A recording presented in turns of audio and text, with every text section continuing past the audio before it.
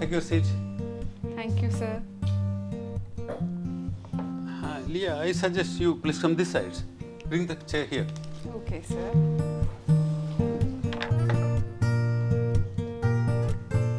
Sorry to disturb you, sir. I would like to ask some doubts regarding our essay topics. Is it okay for you? It's okay, Mala. Take it easy. You're welcome. Okay. So, first question. Life was simpler without so much of technology. To what extent do you agree? Oh, okay. Good question. To analyze this question is a straight question. There is no second statement in this question. Many IELTS questions have a second statement or maybe even a third statement. Unlike those questions, this is a direct question. Life without so much technology was simpler. And definitely, I would like to disagree with this question.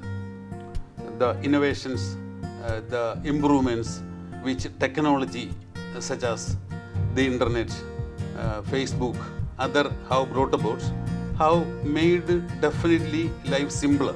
So we will disagree with this question. In the introduction paragraph, we will be writing a broad statement about technology as such. In the second sentence of the essay, I would suggest you to rephrase the question. Then naturally, the third sentence of the introduction paragraph is our thesis statement. In this essay, I would vehemently disagree that life in the absence of technology was simpler. And in the body paragraph, my first point would be the improvements, the innovations, the easiness which have been brought about by the World Wide Web, like sending and receiving information. Unlike the old days, now any information can be transmitted within seconds anywhere in the world using email or other things. So that will be our first topic sentence in the body paragraph, and we will substantiate it with examples that sending and receiving emails, fax, these all have facilitated sending information. That will be our first body paragraph. In the second body paragraph, to show our depth of knowledge regarding this particular subject, I would suggest you write the easiness, the comforts, the convenience which have been possible for the housewives in the home. Many household appliances such as dishwasher, vacuum cleaner, even maybe washing machines have simplified life. So many housewives would agree with me. These technologies, such as what I said, have definitely simplified life on earth, especially both at work front and at the home front. Now, since this is a to what extent do you agree question, we can also refute the given question, what we have said. In the third body paragraph, I would say, admittedly, many elderly people face a lot of problems in operating computer, in operating internet and all. That has complicated life. But that's not the truth. That is only faced by people who experience digital divide. Coming back to our point, we should again stress our point. Life has been simplified with the invention and with the introduction, with the advent of technology and the applications which we use at office and home. It's a very simple question. Got it? Okay. Thank you, ma'am. Okay, Thank you. okay. So, the next question. Education is sometimes considered as something for the youth. Some people, however, consider it as a lifelong process. Discuss these views and state your view. Yeah, you have cleverly chosen a different type of question this time. Firstly, we were discussing a to what extent do you agree question. Now you have come up with a discuss both views and state your opinion question. So to throw some light upon the question, as you see, this discuss both views question has totally different two perspectives. So the primary responsibility of the student is to segregate what is the first viewpoint and what is the second viewpoint. I would suggest write only the first viewpoint in body paragraph 1. And in the second body paragraph, we should limit ourselves to the second viewpoint in the question. Since the question wants you to write your opinion after discussing both the viewpoints, a neutral thesis statement would be ideal. Now, in this question, many are of the view that education is for the youth. Others say it is a lifelong process. So, we will discuss why many consider education is for something for the youth.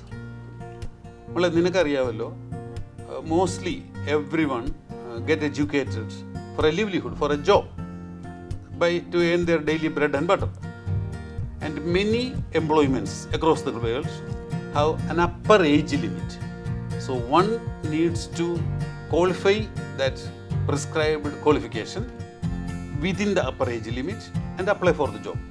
For example, to join in the Indian Army, or maybe to join as a police constable in the Kerala Police, or write for Kerala Public Service Commission, they have fixed upper age limit. So one needs to attain that qualification within the age limit. As such, there is a viewpoint that education is for the youth. That is justified. Coming to the other viewpoint, the question suggests it is a lifelong process. Shariyale? Why should one limit getting educated, acquiring knowledge when you are youth only? You can definitely attain knowledge whenever you want. Especially, many have started this adult education program. In Kerala, we have a literacy mission. Definitely, education is a lifelong process. And to cement our points, when you are a youth, when one was a youth, maybe because of financial constraints, or maybe the colleges or universities were too far from the home, they could not attend class. It is not their fault. It was not within your limit. But once you are self-dependent, and when one starts to stand on own foot, and again the urge for learning gets ignited. And I know many people who have acquired graduation and post-graduation in their late 40s or early 50s. As such, we can definitely say that education is a lifelong process. Moreover, that it is not necessary that people learn from formal education backup. We can also learn from our life experiences. People learn from others' mistakes. So I would stay in my conclusion paragraph. I would conclude in the way, in the light of above deliberations, it is unequivocally opined that education should not be limited to the youth period, but it is a lifelong process. I hope I have covered all the points. You are happy? Yes, sir. Yes, I got what I want. So, our third question. Teachers are not as important as they used to be because of the choice of alternatives for students, such as online teaching. To what extent do you agree or disagree? Okay, this question has been asked many a time. And during my many years of experience with IELTS, such questions have been asked using many words, different words. Some say, given time, technology will completely replace the teacher in the classroom. And such sort of, they have been rephrasing it. But the idea behind the question is same. May I put it simply, just കേൾക്കുന്നവർക്ക് മനസ്സിലാകാൻ വേണ്ടിയിട്ട്, ഇനി മുതൽ human teachers വേണ്ട, അതിന് പകരം artificial intelligence, ഇൻ്റർനെറ്റോ അതുപോലെ ടെലിവിഷനിലുള്ള പ്രോഗ്രാമോ ഒക്കെ മതി എന്നുള്ളൊരു ആർഗ്യുമെൻ്റാണ് വന്നേക്കുന്നത്. And in my experience shows, B-GHUDിൽ പഠിച്ചുകൊണ്ടിരിക്കുന്ന പല സ്റ്റുഡൻസും ഈ ക്വസ്റ്റ്യനോട് എഗ്രി ചെയ്ത് കൊണ്ടുവന്നിട്ടുണ്ട്. They have been arguing that human teachers are no more necessary. The internet is sufficient. അങ്ങനെയുള്ള പലരോടും ഞാൻ ചോദിച്ചിട്ടുണ്ട്, പിന്നെ കുഞ്ഞുങ്ങളെ നിങ്ങൾ എന്തിനാണ് B-GHUDിൽ വന്നതെന്ന്. What I mean to say is, the implication is, what I imply is, definitely human teachers are unavoidable to impart knowledge in education field. And because of my background, I would surmise that the purpose of education is not only impart knowledge alone, but every human teacher, every mentor has the sacred responsibility to inculcate virtues, values, morals, and ethics in their students. And that, I firmly believe, definitely cannot be done by any inventions in the world. This is my first argument. Second argument is a robot or some sort of any artificial intelligence or any robotic teacher cannot enforce discipline in a class. As you have seen, you have attended colleges. Suppose a situation where a teacher, a human teacher is not present in the classroom. It would be havoc. People would create havoc, right? It would mayhem.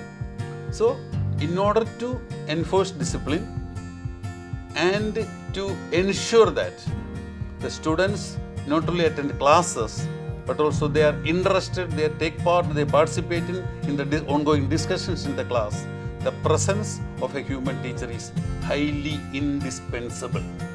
Moreover,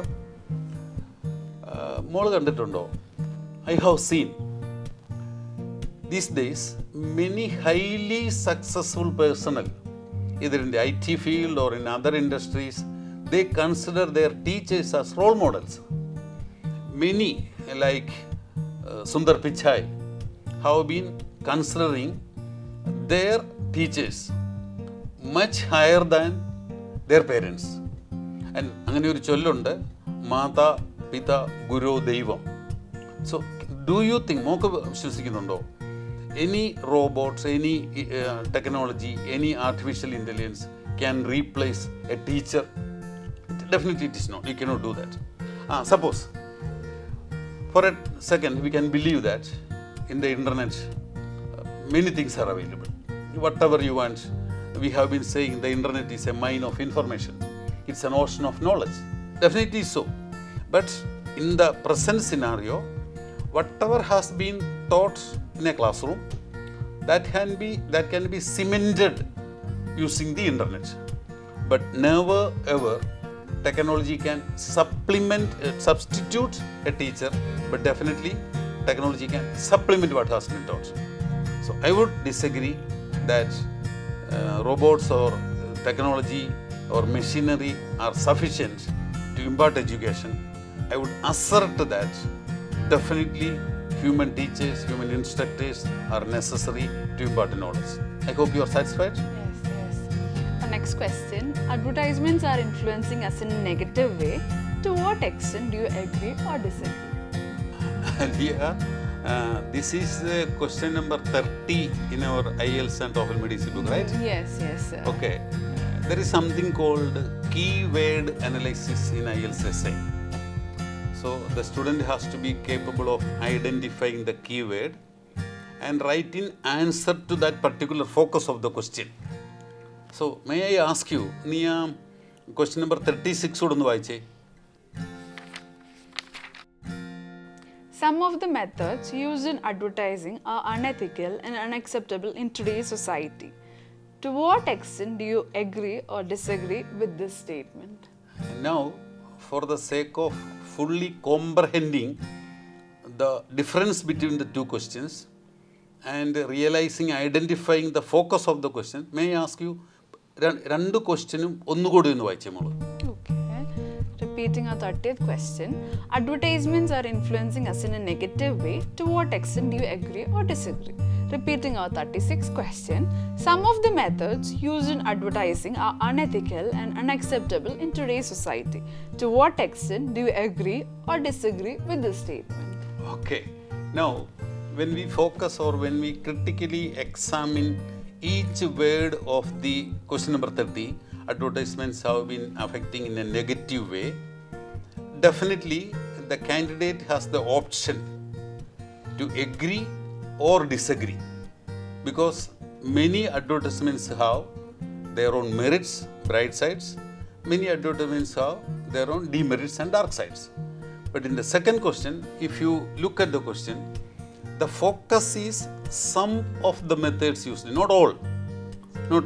Some of the methods used in advertising are unethical. And maybe in today's perspective, the candidate has no other alternative if his knowledge is proper. The candidate has no other alternative but agree. I repeat, the first question, a student can either agree or disagree. But in the modern world, in this competitive world where business is the final thing, the second question, definitely some of the methods used in publicity are unethical. Now, we will go deep into the question. See, when any new product is launched into the market, the customer, the prospective buyer learns about that product only through advertisements. So, such publicity enlightens the customer about not only about the quality of the product, not about the availability of the product, but the merits, what its qualities of the product also. So advertisements are necessary. On another point is, I have seen many advertisements provide a comparative study of the same item. Suppose you are planning to buy a car and your maximum affordability is 10 lakhs. So when you look at many advertisements, many companies would give a comparative study of equally priced products. So the client, the prospective buyer, is able to identify the model which they want. Maybe a man living in a joint family where he has his parents, wife and children, he would opt for a car which is more spacious. On the contrary, a businessman, he would like to transport, he is required to transport many goods through his vehicle. In that case, definitely he will be looking for a larger dicky which can carry his items. Someone else may be looking for a car which has a strong body but identically priced. So such a comparative study also enables the client, the people, to buyer, to select, to finally arrive at his choice. That are the two main benefits of the advertisement as related to first question. In the meantime, many advertisements have some negative effect also. The primary demerit of advertisement is, especially as far as the youngsters are concerned, definitely many billboards, many advertisements promote consumerism in the sense, maybe model you already have a mobile, but getting attracted towards the features of a newly introduced model which you learn through the advertisement, you may fall for it, even though you don't have money. Similarly, maybe because you are a girl, I would say even cosmetic products, you get carried away by the lure of the advertisements. Maybe when Aishwarya Rai endorses a product, there are chances Leah may fall for that, even though you are dearth of money. So it converts many youngsters to be spendthrifts. നിങ്ങൾക്കൊക്കെ credit കാർഡും ATM കാർഡും ഒക്കെ ഉണ്ട്. You need not have to pay currency at that time. You don't have to pay hard cash. That will be done by your credit card or ATM cards. You get, since you do not have to pay at that time, even though you do not have sufficient money in your accounts, you may buy it. Consider and then rendering you a spendthrift. These are two of the disadvantages of advertisements. First one is promoting consumerism. The second one is adolescents fall prey to the lure of advertisements and they buy items even though they don't have sufficient money and they become bankrupt. These are the two disadvantages. Now, let us examine the question which I suggested. Some advertisements used in, some methods used in advertisements are unethical and unacceptable. And I don't think today, when you watch the advertisements through TV, through the internet, on the newspapers, print medium, many advertisements are definitely unacceptable, unfounded, scientifically not proven. So these are negative effects and unethical. Again, from the perspective of writing an IELTS essay, when the candidate is equipped with supporting your statement with an example, you can go for that. Now, unethical. I would firstly say about the cosmetics products. You might know. I am not taking a particular brand as such. Many cosmetic products, many creams, all, they have tall claims. They say by the use of their products, one can become fairer. How scientifically disproved are they? What evidence do they have to support their claim? They are hollow. Do you think ഒരു African മനുഷ്യനെ ഇന്ത്യയിൽ കിട്ടുന്ന fairness cream തേച്ചാൽ അദ്ദേഹം വെളുക്കുമോ? Naturally no. So it itself shows that many claims, especially by the cosmetic products, are unethical and unacceptable. Right? Now, you cannot fully prove your essay. You need to write around 275, 290 words in an essay and minimum of 2 body paragraphs. So we need one more point and one more example.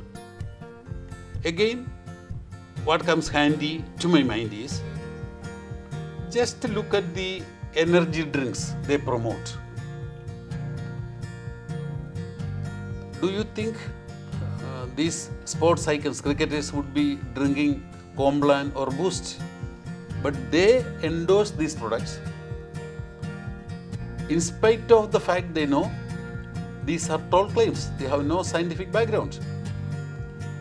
One I have seen in the television, one energy drink claims there is a road, and on the one side of the road there are many apartments, and the children there drank that particular energy drink and they gained 3 centimeters in height. On the contrary, on the other side of the road, there were equally numbered children who didn't drink the same drink and they were no taller. Is it possible? Mock height ഉള്ളത് ആ drinks കുടിച്ചിട്ടാണോ? അല്ല. So naturally, when comparing both the first question and the second question, some methods used in advertisements are unethical and unacceptable. We can fully agree. Got it? Again, why I asked you to read the second question was to make you understand the difference between two questions. The first question is advertisements influence in a negative way. The student can either agree or disagree. But in the other way, if your knowledge is proper, one cannot disagree that some methods are unethical and unacceptable. I hope you understand that, right?